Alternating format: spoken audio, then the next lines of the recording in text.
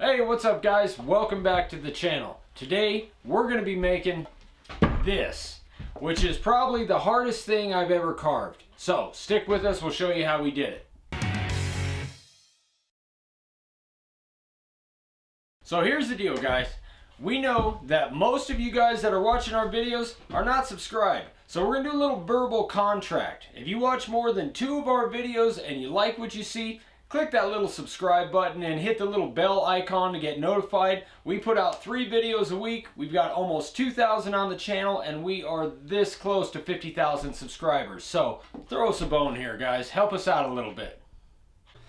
So I've had this idea for a couple years. I found this coloring book that was this Batman superhero coloring book, and I thought this particular one would look really cool carved. I love the black and white contrast.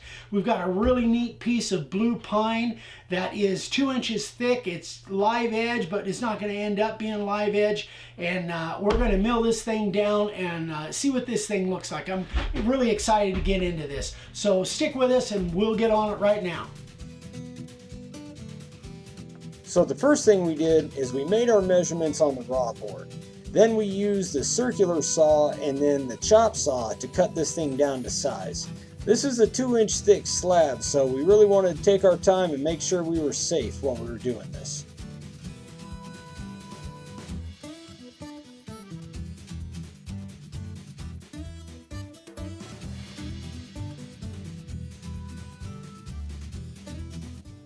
When you're doing the inkjet transfer, you want to make sure to have a good smooth surface to transfer onto. So we use the 80 grit disc on the disc sander and surface this thing down. Now we have a bunch of little wormholes, so we use the medium Starbond and we mixed it with sawdust from this board. You can pack the holes with it. The only thing is, you want to make sure that you pack it deeper than you're going to be carving.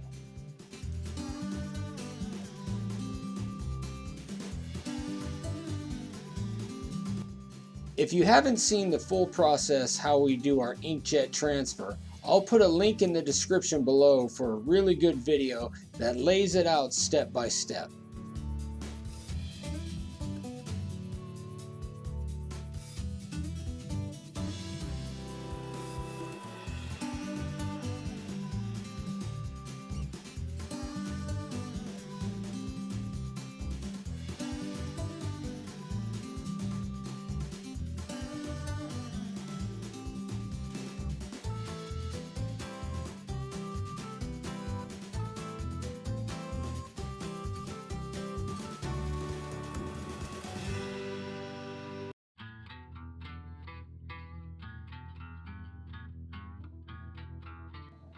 We started out with the carving liner at 1/8 of an inch deep. This is about as deep as you can go with the carving liner because it's got a really fine point. Now you'll notice that I'm not just sinking it all the way in, I'm feathering out on the very fine tips. This sign has a ton of really fine lines. So you want to make sure that you take your time on something like this and have a light hand. If you just plunge it in and start going, you might mess something up.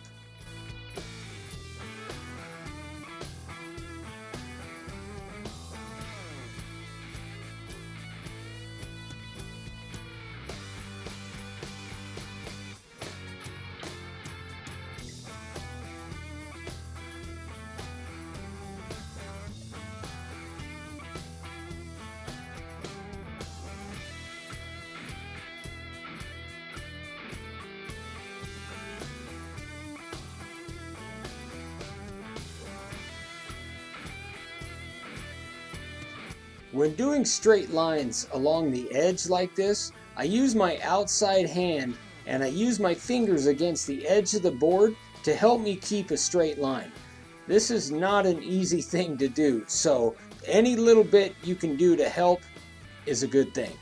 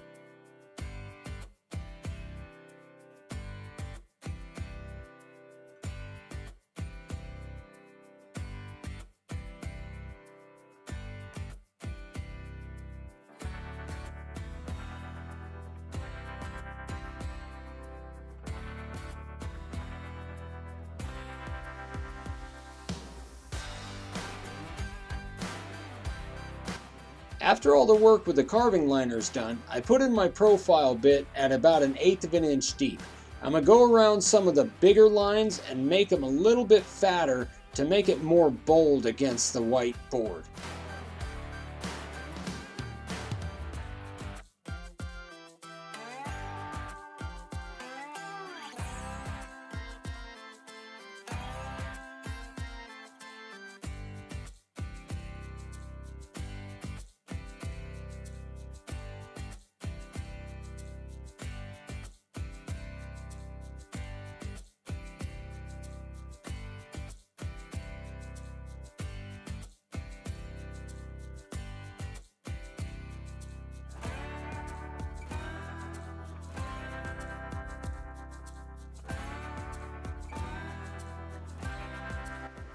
Then I'm going to go into all the areas with wood that I want to take out with my 90°, and I'm going to give myself a fatter line around those areas. I want to make sure that when I use my 90° bit, I'm not nicking any of the fine lines. So I want to make sure to have plenty of room when I do this.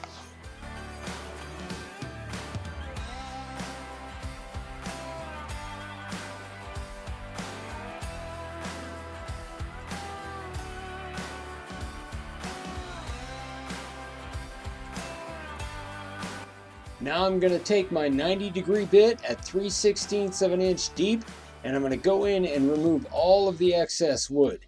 For this particular sign, it's anything that's black has to come out.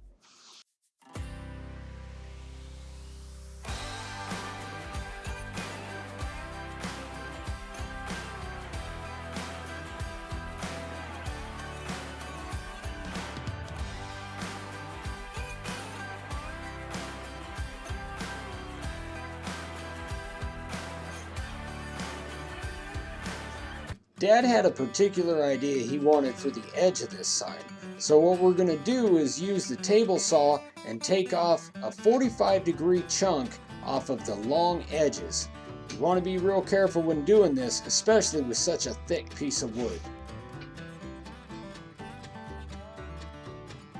Now we're going to use a straight edge and a circular saw to do the top and bottom. We had to come up with a way to clamp the board down onto the bench so I could film and Dad could cut. We lined the blade up with the bottom corner of our vertical cut, set up our straight edge, and let it rip.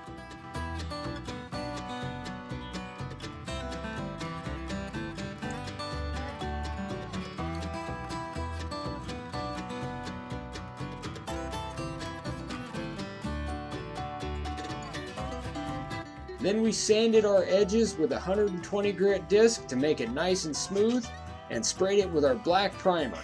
Now this is pine, and we did not put any sanding sealer on it or clear coat, so we're pretty careful spraying this thing.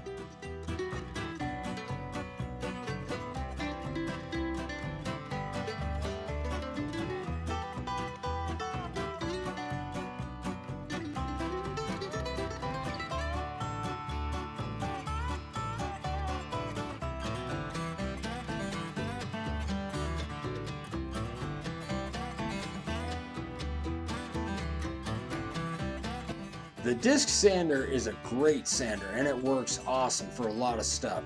I used it on this board, but you want to make sure to have a light touch, especially down where you have some thin outset lines. We did this with an 80 grit disc and then switched to 120 on the random orbital.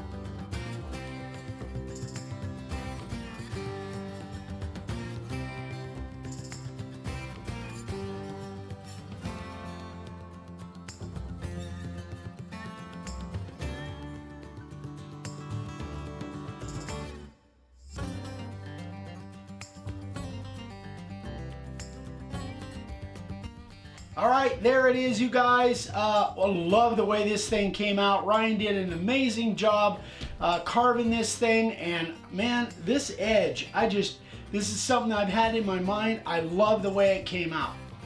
Exactly, guys. This thing really turned out cool. So, as always, guys, I will put a link in the description for our base plates, all the router bits we used, all of the materials we used. And thank you guys so much for watching. We really appreciate it. And we will see you on the next one. Thanks, guys. We love you. Bye. Bye.